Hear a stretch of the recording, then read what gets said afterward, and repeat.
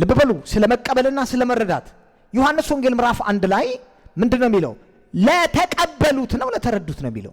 እስቲ ቆይ ስንታችን ነው የተረዳ ነው ድንግል መውለዷን? ማን ነው የሚረዳው? እንዴ ቆይ ሰው ነበር በመሐከላቸው ሲመለስ ከመረዳት በላይ ስለሆነ መረዳትን የሚጠይቅ ስላልሆነ አዩትና እንዴ እኛ አናቀውም እንዴ ያሉት። እንዴ ሊያድን ነው እንዴ መጣው?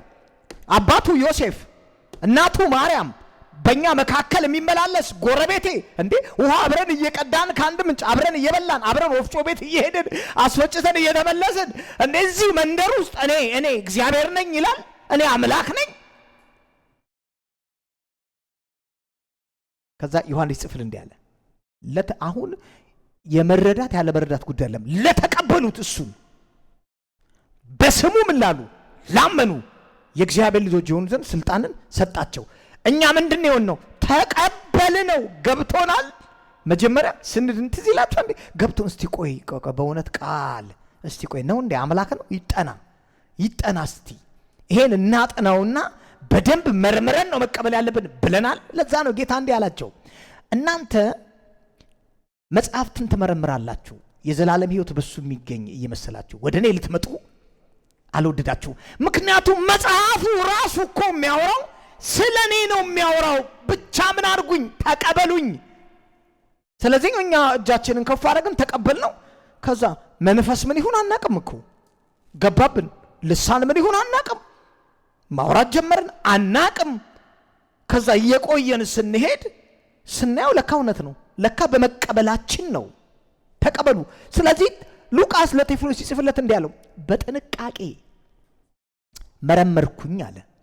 እስቲ ቆይ ይሄ ነገር ነው የቃሉ አገልጋዮች ምንድን ነው ያሉት? ሁሉን በጥንቃቄ መረመርኩና ላንተ ልጽፍልህ ተገደድኩ አለው። ልጽፍልህ የተገደድኩበት ምክንያት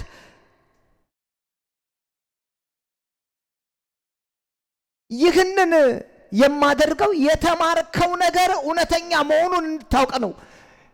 ሌላ የተደባለቀ ትምህርት እንዳይመጣ አንተ ጋር በቃ እውነተኛ ነው የተማርከው። ቅደም ተከተሉን ምን ብዬ ጠብቄን የጻፍኩልህ እውነት ነው። ስለዚህ በጥቅስ ላይ ያልተመሰረተ ክርስትና ምንድን ነው? ውድቅ ነው። እሺ እንደንተን አይደለም። ጥቅስ ነው እንዴ? እና ምን ላይ ምን እናወራ ታዲያ እንዴ? ስክሪፕቸርን ካላወራን ምንድን ነው የምናወራው? ይሄን መጽሐፍ ካላወራን ከምን ተነስተን ነው የምናወራው? አያችሁ፣ ለዛ እኮ ነው ጌታ ኢየሱስ ክርስቶስ ሐዋርያቶችም እንደዚህ ያሉ እኮ ሰው በልቡ አምኖ ይጸድቃል በአፉ መስክሮ ይድናል የሚል አለ ወይ ነው ጥያቄው። አለ፣ እንቀበለዋለን። አያችሁ፣ ለዛ ነው ጳውሎስ ለቆሮንቶስ ሰዎች ሲጽፍላቸው እነግራችኋለሁ ከተጻፈው ምን አትበሉ አትለፉ፣ ከኔና ከአጵሎስ ይህን ተማሩ፣ ከተጻፈው አትውጡ። ምክንያቱም ይሄ እውነት ነው ለኛ ዲሊቨር የተደረገልን። ታውቃላችሁ፣ ይሄ እውነት እኛ ጋር አሁን እስኪደርስ በጣም ብዙ ሰዎች ህይወታቸውን እንኳን አሳልፈው ሰጥተዋል። እኛ ጋር አሁን በፈለከው በግሪክ አለለ በአዲስ ትርጉም በዕብራይስጥ ነው የምትፈልገው በእንግሊዘኛ የምትፈልገው። በዛን ዘመን ይሄን የያዙ ሰዎች ኮፒ አድርገው የያዙ ሰዎች ይገደሉ ነበር። ቤታቸው የተገኘ ይሄ መጽሐፍ ቅዱስ ተንከባሎ እኛ ጋር ሲመጣ በፈለከው አይነት እጃችን ላይ በብዛት አለ። ይሄን ማንበብ አይችሉም ነበር፣ አይያዝም ነበር። ይሄ ነበር የሚቃጠለው፣ ይሄ ነበር የሚጠፋው። ለምን ከተባለ ይሄ ነዋ ነፃ የሚያወጣን። እዚህ ውስጥ ነው እውነቱ የተላከው፣ እዚህ ውስጥ ነው እውነቱ የተቀመጠው። ስለዚህ መጽሐፍ ቅዱስ ጥቅስን መሰረት ያላደረገ የትኛው ምን አስተምሮ ወይም የትኛው መረዳት ምንድን ነው? ውድቅ ነው። የትኛው ምን ብያለው? መረዳት